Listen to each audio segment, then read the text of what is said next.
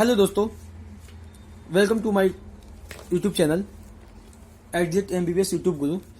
आज का टॉपिक हमारा वायरल केटाइटिस। यूनिवर्सिटी में लॉन्ग क्वेश्चन आता है जो कि बहुत बहुत इंपॉर्टेंट है और हम इससे पढ़ेंगे। आज हमारा रेफरेंस एक ही खुलाना होगा, लेकिन हम टेबुलर फॉर्म में कुछ चीजें हैं उसको रिप्रेजेंट करेंगे।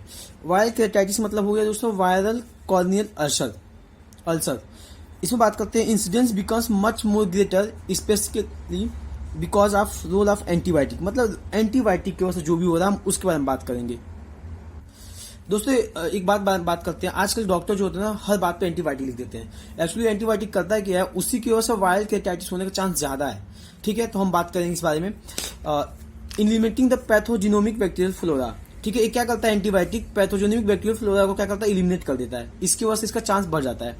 आ जाते हैं मोस्ट ऑफ वायरस अफेक्ट। आखिर में वायरस अफेक्ट करता क्या है, epithelium of conjunctiva and cornea. Conjunctiva cornea को वायरस इफेक्ट कर देगा इप्थिलियम को, तो हमें वायरल केटाइटिस चांस बढ़ जाएगा। ठीक है, कॉमन वायरल इन्फेक्शन कौन कौन से होते हैं।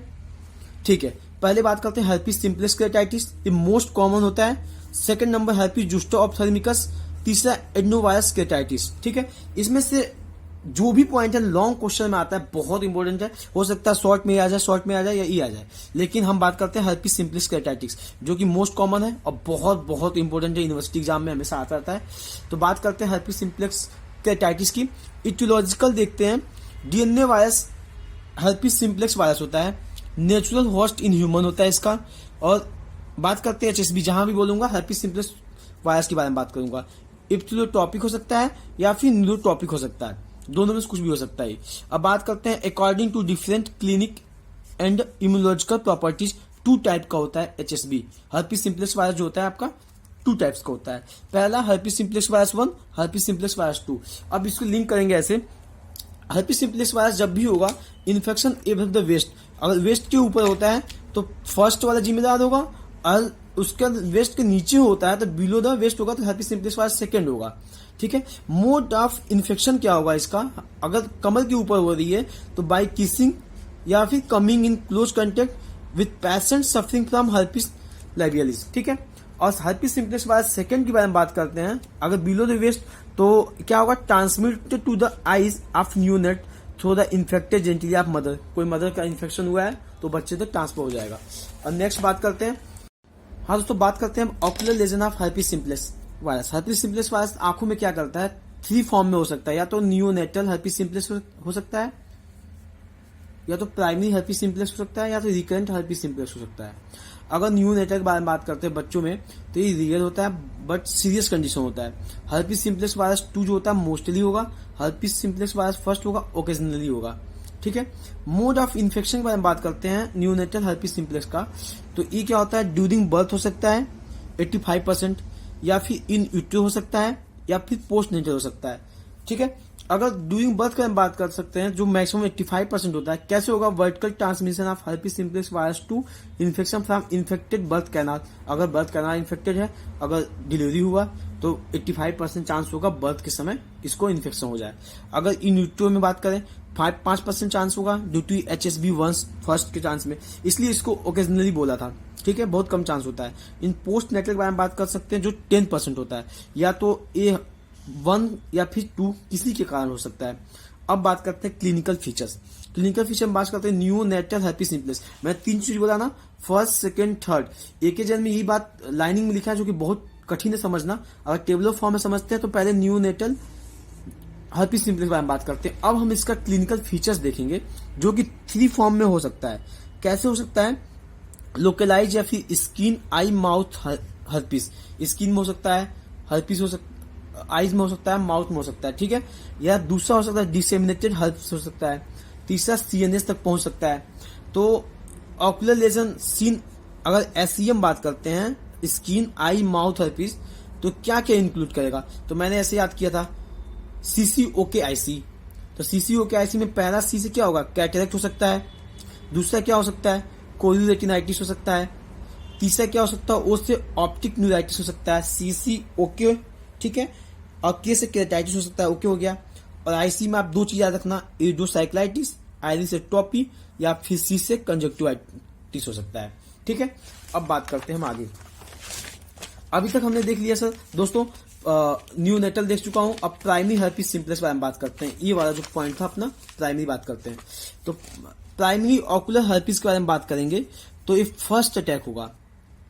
अब होता क्या है इसका pathology, typically occur 6 month to 5 years of the age in teenage. बच्चों में होगा प्राइमरी फर्स्ट टाइम अटैक होगा 6 मंथ टू 5 ईयर के बीच में, ठीक है। 0 to 6 मंथ में बात करते हैं प्रोटेक्टिव। अब सोचिए आप, अगर 6 मंथ से 5 साल के बीच में अटैक हो चुका है तो 6 मंथ के पहले कैसे बचेगा बच्चा? तो बचने का चांस होता है प्रोटेक्टेड बाई मदर का एंटीबॉडी जो होती है उसको बचाती है। कैसे बचाती है? एंटीबॉडी पास करती है फ्रॉम मदर एंटीबॉडी, ठीक है, वो बचा लेती है बच्चे को। अब क्लिनिकल फीचर्स के बारे में बात करेंगे तो प्राइमरी ऑकुलर हर्पिस में क्लिनिकल फीचर्स क्या होगा? 3 पॉइंट कवर करेंगे। या तो सिस्टमेटिक फीचर्स हो सकता है, या तो स्किन लेजन हो सकता है, या तीसरा ऑकुलर लेजन हो सकता है। अगर सिस्टमेटिक फीचर्स के बारे में बात करेंगे तो माइल्ड फीवर होगा, मैलाइज होगा, लिम्फोडिनोपैथी हो सकता है, लिम्फोडिनोपैथी हो सकती है, सीवियर मॉर्बिडिटी हो सकती है। ये क्यों होता है मॉर्बिडिटी? कोई बच्चा है ना, अगर मल्टीफेली सिस्टम फेल हो गया तो उसकी डेथ हो जाएगी। क्यों बच्चे की बात कर रहे हैं? और फैटल होगा जब इंसेफ्लाइटिस के, अगर इंसेफ्लाइटिस हो गया तो मौत तो निश्चित हो जाएगी, उसके चांसेस बढ़ जाएंगे। तो आप ऐसे याद कर सकते हैं सिस्टमेटिक केस में कोई बच्चा है, ठीक है, वो बहुत छोटा बेबी है, हम एक्चुअली 6 मंथ टू 5 ईयर्स के बारे में बात कर रहे हैं।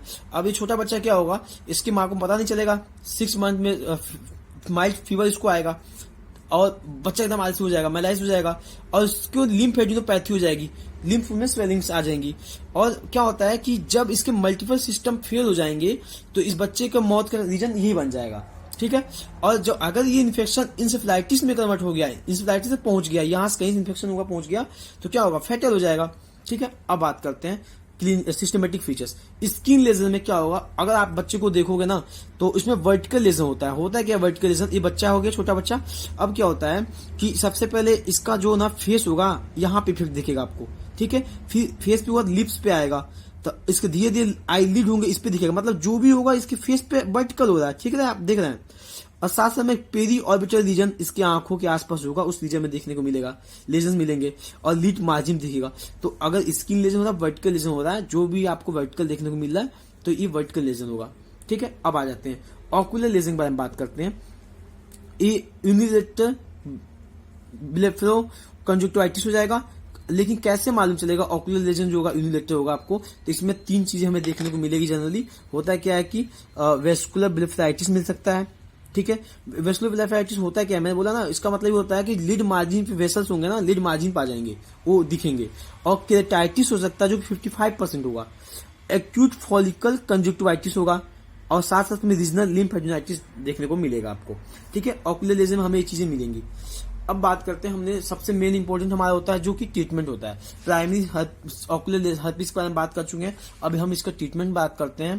तो ये तो प्राइमरी इन्फेक्शन मैंने बात किया, तो प्राइमरी इन्फेक्शन होगा तो, और दूसरा क्या हो सकता है? Recommended to limit corneal environment हो सकता है, ठीक है। अगर प्राइमरी इन्फेक्शन होगा तो यूजुअली सेल्फ लिमिटिंग होता है, वरना अगर ऐसे नहीं होता, प्राइमरी इन्फेक्शन सेल्फ लिमिटिंग नहीं होता तो पता नहीं कितने लोगों की मौत हो जाती। तो ये होता है सेल्फ लिमिटिंग होता है। बट वायरस जो होता है ट्रेवल करता है कहां से? ट्राइजेमिनल गैंग्लियन से, और स्टेब्लिश होता है लैटेंट इन्फेक्शन में। अभी ये क्या हुआ है? ट्राइजेमिनल गैंग्लियन से इन्फेक्शन हुआ और यहां तक पहुंच गया है, ठीक है, प्राइमरी इन्फेक्शन में। अब बात करते हैं टॉपिकल। अगर recommended to limit corneal environment तक करना है तो टॉपिकल ट्राइफ्लोडिन दे दो, या फिर ओरल एसाइक्लोविर दे दो, ठीक है, या फिर साइक्लोप्लेजिक एट्रोपिन दे दो, ठीक है। ये क्या होता है? साइक्लोप्लेजिक मैंने बता चुका हूं पहले वाले वीडियो में कि कंफर्ट करता है सिली स्पार्म से, तो पेन उन नहीं होता है, ठीक है। आप आगे देख सकते हैं कि अभी मैंने जो बात कर लिया इसमें 2 चीज आपको बता चुका हूं कि न्यूनेटल हर्पिस सिम्प्लेक्स हो गया, प्राइमरी हर्पिस सिम्प्लेक्स हो गया, अब बचता है रिकरेंट हर्पिस सिम्प्लेक्स। अब हम इस वाले पार्ट को कवर करेंगे, ठीक है।